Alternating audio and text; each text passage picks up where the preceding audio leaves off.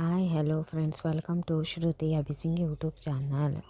Big boss ಹಿಂದಿನ ಸಂಚಿಕೆಯು ಕ್ಯಾಪ್ಟನ್ಗಾಗಿ ನಡೆಯುವ ಸ್ಪರ್ಧೆಯ ಸುತ್ತ ಕೇಂದ್ರೀಕೃತವಾಗಿ ಅಭಿಷೇಕ್ ಮತ್ತು ಅಶ್ವಿನಿ ಅಂತಿಮ ಸುತ್ತಿನಲ್ಲಿ ಸ್ಪರ್ಧಿಸುತ್ತಿದ್ದು, ಯಾರು ಮೊದಲು ಗಂಟೆ ಬಾರಿಸುತ್ತಾರೆ ಎಂಬುದು ನಿರ್ಧಾರವಾಗುತ್ತದೆ.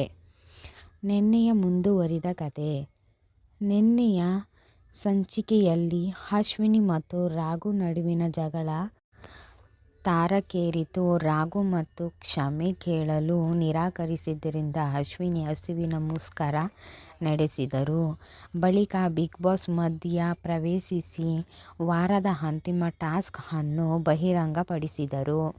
ವಾರದ ಕಥೆ.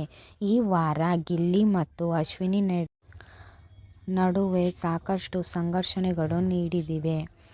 ಗಿಲ್ಲಿಯ ಅಗೌರವದ ವರ್ತನೆಯಿಂದ ಅಶ್ವಿನಿ ಕಣ್ಣೀರು ಹಾಕಿದರು. ಅಲ್ಲದೆ ಅಶ್ವಿನಿ ಮತ್ತು ಜ್ಞಾನವಿ ಡ್ರೆಸ್ಸಿಂಗ್ ರೂಮ್ ನಿಯಮಗಳನ್ನು ಉಲ್ಲಂಘಿಸಿದ್ದಾರೆ. ನೇರ ನಾಮಿನೇಷನ್ ಒಳಗಾಗಿದ್ದರು. ವಿವಾದ.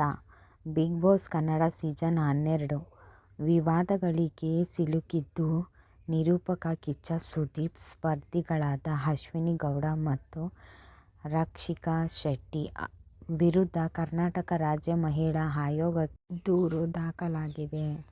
ನನ್ನ ಚಾನಲ್ನ ಸಬ್ಸ್ಕ್ರೈಬ್ ಮಾಡ್ಕೊಂಡಿಲ್ಲ ಅಂದರೆ ಮಾಡ್ಕೊಳ್ಳಿ ಫ್ರೆಂಡ್ಸ್. ಓಕೆ, ಬಾಯ್.